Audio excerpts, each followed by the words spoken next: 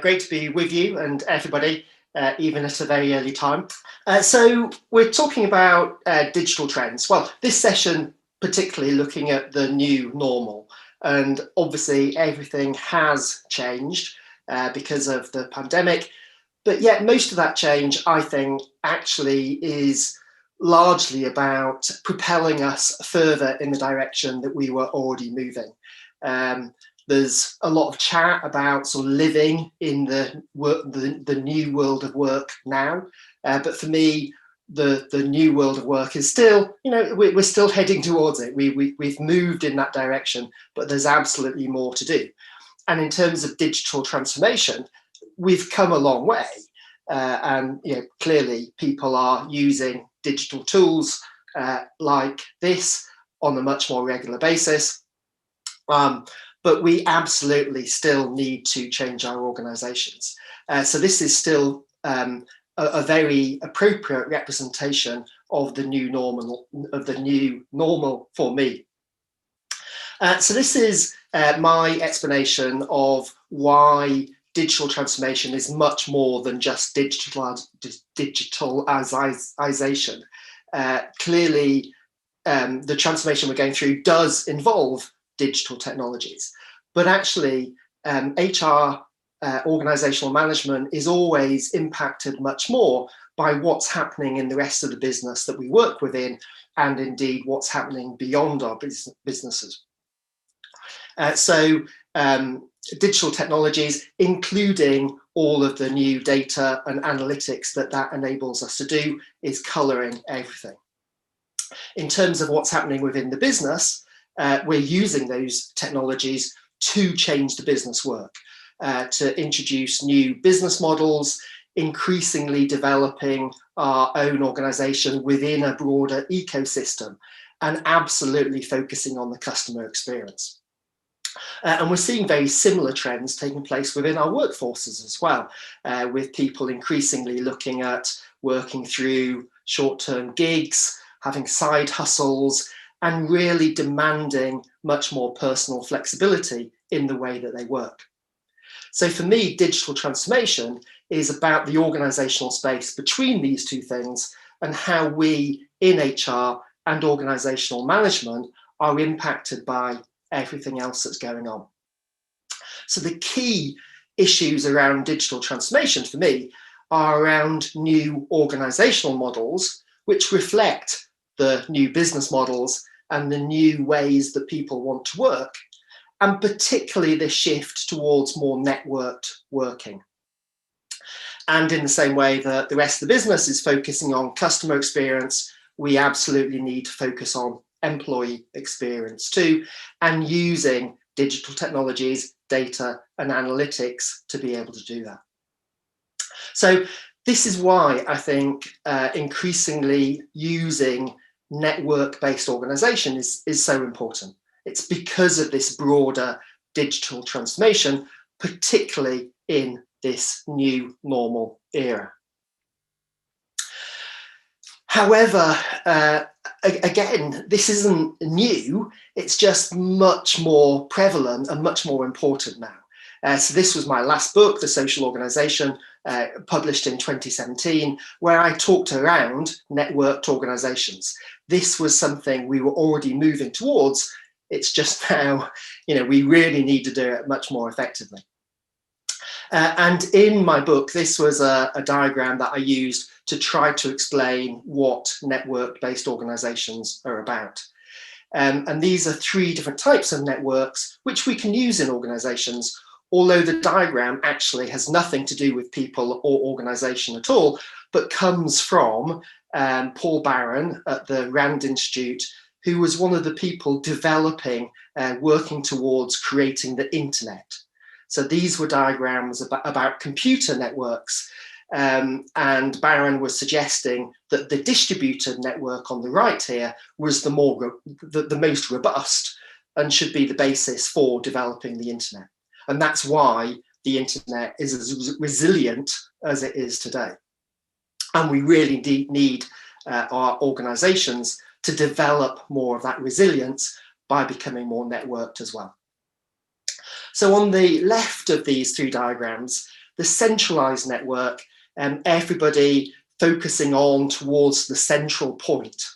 And indeed, most of us are very familiar with this type of network, because if you could pick up that central point, that central node in the middle of the network, and sort of move it up to the top, so all of the other network connections dropped down from under it, that's basically our traditional hierarchical organization chart.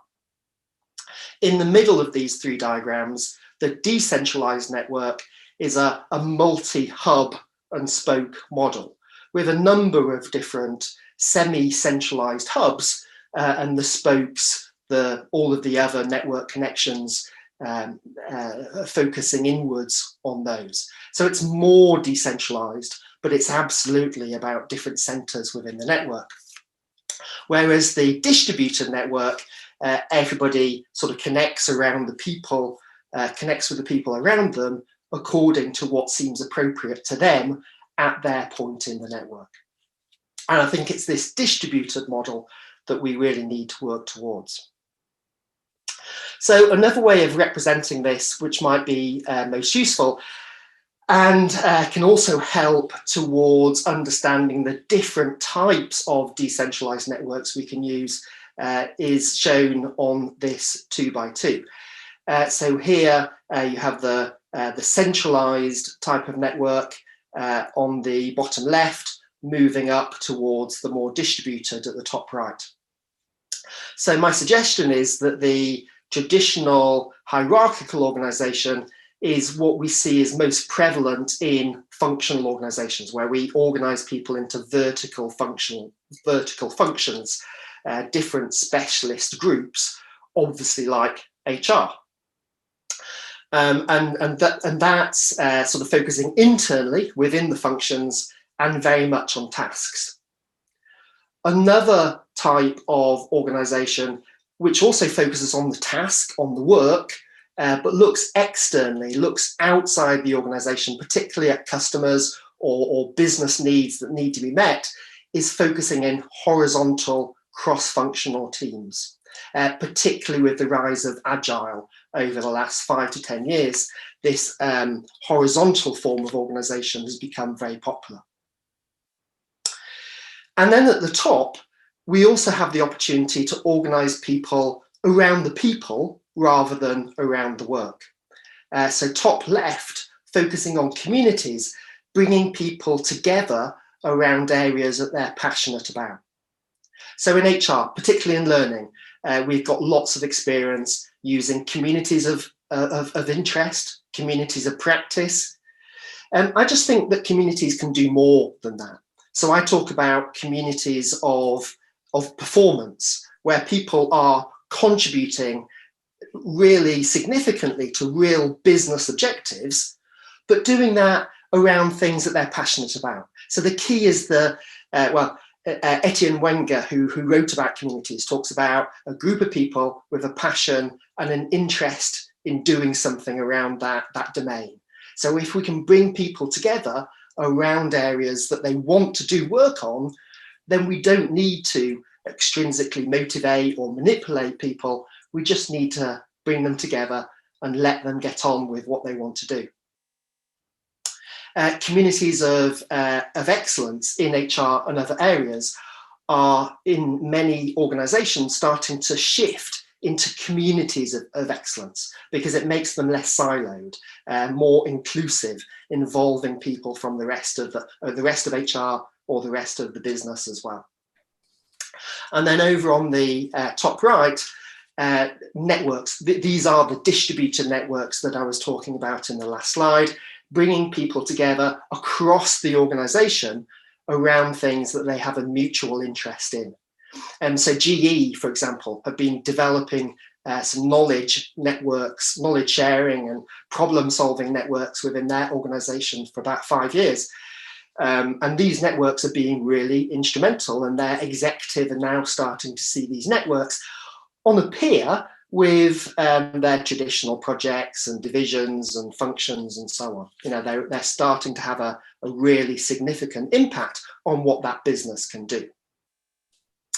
And the key thing about communities and networks is that these work on intrinsic motivation rather than you having to try to extrinsically motivate them. So if we can find people who want to do something for our organization and just let them free, liberate them to do that, that's always going to be much more powerful than having to manage somebody to do something for us. And I think one of the paradoxical issues about digital transformation is that although it's enabled through digital technology, at its heart, it's really about being more human. And I think communities and networks give us a real opportunity to move towards that more human way of organising. So I thought it might be also interesting to touch on what that means for a function like HR. And the key thing really, although the title for this talk has been about the transformation of organisations and of HR functions, my suggestion is that this logic implies that HR isn't actually going to be a function anymore, or it will include different functional groups, but it will be much more of a broader organisational network. So this is the same 2x2 that I've already shown you, but looking more internally within HR. So absolutely, there will still be functional groups, areas that it makes sense to bring people together around a functional specialism within HR, and to focus them through sort of economies of scale and centralisation on particular areas. And so what I've actually shown here in the inner oval on this slide, this is the traditional remit of HR. The broader oval around the outside is the rest of the organisation. So I'm suggesting that business in general will probably have a number of key functional groups in the future around the business strategy, around organisational business infrastructure, around platform management as well. So using all of those technologies which are going to be so key to the future of work. And then looking inside HR within the blue areas, there will be functional areas which link to those business ones. So firstly around people strategy, secondly around the organisational architecture, because you really want someone to take sort of centralised authority for managing that, and for HR platform management as well. So enabling people in the organisation to do their work using standardised and enabling service delivery platforms. Over on the project side, increasingly we're going to be doing more of our work through HR projects, whether those are agile or otherwise. So we'll also need to think about HR people who are project managers or scrum masters, or managing some of these HR and business projects as well. And I think this move towards team coaches is going to continue. So we need to have a look at the use of project managers, team coaches within HR as well. Up at the top in terms of communities, again, this is the opportunity to change traditional centres of excellence into broader, more inclusive communities. And we need to think about the use of community managers. The community manager is a fairly standard term in this area, but manager is really a fairly poor title. We're talking about community facilitators, people who will facilitate the community of people who are getting together, and potentially people coaches as well would fit into this community space, helping develop the people working within the communities. And then potentially the most interesting part of this model are the HR networks acting as part of broader business networks. And this is why my suggestion that the melded network HR model is a complete change from the traditional three-legged stool Ulrich model, in that I think the role of the business partner disappears. Because who are we going to partner with? We could partner with the functions left in the business, but actually more and more work isn't taking place within those functions. It's taking place in horizontal teams, in communities, in networks. And we're going to have to be much smarter in the way that we partner with the rest of the business. So I'm suggesting predicting the rise of this network broker as a formal role within inside an organization to connect different parts of HR to different parts of the business, and ensuring that business leaders, in whatever capacity they're working, are getting the support and the enablement and the advice and the delivery that they require. So this is how I think HR is going to be working in the future, as a distributed network within a distributed network within inside the business. And I think we need to start thinking more broadly and creatively about the way that HR works. And perhaps one of the key enablers to help us do that would be to stop talking about the HR function.